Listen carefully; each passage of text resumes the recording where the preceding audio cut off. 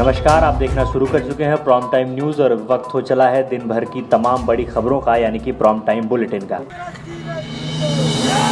चंदला नगर में अपना दल के कार्यकर्ताओं ने उत्तर प्रदेश के हाथरस में हुई घटना पर मनीषा वाल्मीकि को इंसाफ दिलाने के लिए कैंडल मार्च निकालकर रैली निकाली। हाथरस में जो घटना हुई थी मनीषा वाल्मीकि की को बलात्कार करके जला दिया गया, उसको घर वालों को पूछा भी नहीं गया, उसके संदर्भ में हमने कैंडल मार्च निकाला है। माननीय प्रधानमंत्री श्री नरेंद्र मोदी ने देशव्यापी फिट इंडिया मूवमेंट शुरू किया, जिसका उद्देश्य लोगों को रोजमर्रा के जीवन और दैनिक दिनचर्या में शारीरिक गतिविधि और खेल को प्रोत्साहित करने के लिए प्रोत्साहित करना था। ये रनिंग है जो हम 1 सितंबर से कर रहे हैं।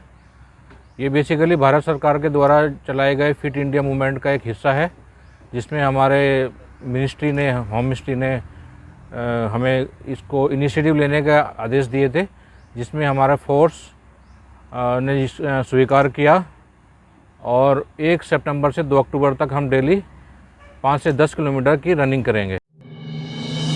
कांग्रेस सरकार के समय जब भी कोई विधायक मंत्री अपने क्षेत्र के विकास की बात करते थे, कमलनाथ के पास एक ही जवाब होता था, पैसे नहीं है। लेकिन मामा कहता है कि विकास के लिए पैसे की कोई कमी नहीं है। जो पैसे की कमी का बहाना लेकर हाथ पर हाथ रखकर बैठ जाए, वो नेता कैसा?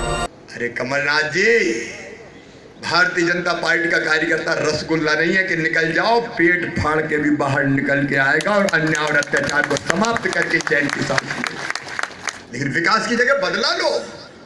और सबसे बड़ी बात, ये सरकार क्यों गिरी, में मुझे तो वो दिन याद है जब ये सरकार थी और आगर में मैं आया था। एक कार्यक्रम था, विरोध प्रदर्शन का अपना कार्यक्रम था। मैं रास्ते भर आया तो जगह जगह लोग खड़े थे, गांव गांव में लोग थे, और जो देखो वही कह रहा था, मामा पटक दे रे, मामा गिरा दे रे, मामा मिटा दे रे, मामा मर गए रे, क्योंकि उस समय तक चर्चा होने लगी थी। गांव मिहोना में कासगंज जिला के सोरो कोतवाली के अंतर्गत गांव गौपुरा का रहने वाला मोहित तोमर पुत्र नेत्रपाल सिंह तोमर ने अपने ससुराल बदायूं जिला उझानी कोतवाली के गांव मिहोना गांव में अपने साले के 8 दुकान में पेट्रोल डालकर आग लगा दी और कुछ दबंग लोगों के साथ तमंचा लेकर अपने सालों को मारने के चक्कर में घूम रहा है। रिपोर्ट प्रशांत कुमार बदायूं। ना ये रात को मोहित आया और उसमें पेट्रोल डाल के आग लगा के चला गया। मोहित हमारा बहन है, ये छोटा, ये पड़ता है कासगंज में। ये रात 1:30 बजे की बात है, हम घर में सो रहे थे और इस समय मतलब हम जब ये अंदर धुआं उठा तो हम बाहर निकले तो 6 लोग थे, ये 2 बाइकों से। आज के इस आधुनिक दौर में प्यार के चक्कर में पड़कर आज की युवा पीढ़ी किस हद तक पहुंच रही है, यह कुछ कहा नहीं जा सकता है।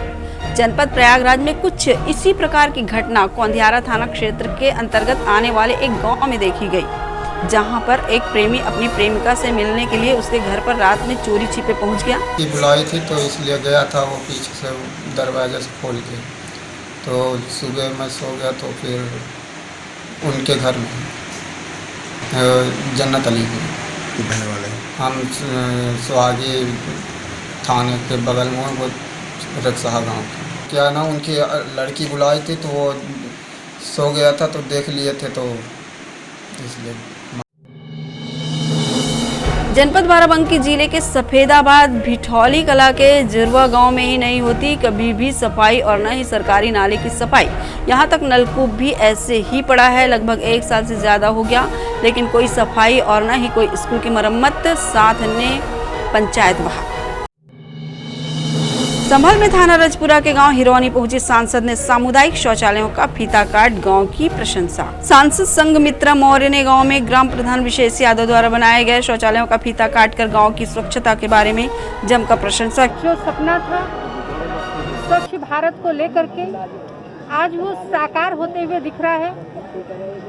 प्रधानमंत्री जी ने जो शुरुआत की हर घर शौचालय देने का, आज वो लगभग पूरा हो चुका है।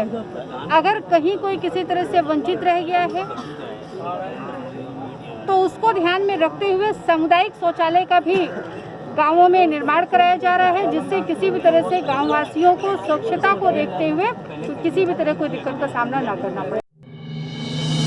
प्रयागराज माफिया अतिक अहमद, दिलीप मिश्रा और छोटा राजन के शार्प शूटर राजेश यादव का मकान ध्वस्त करने के बाद प्रयागराज विकास प्राधिकरण ने ऑपरेशन नेस्तनाबूद के तहत शनिवार को धूमनगंज थाना क्षेत्र के सुलेम सराय में हिस्ट्री शीटर बच्चा फांसी के मकान को ध्वस्त कर दिया गया।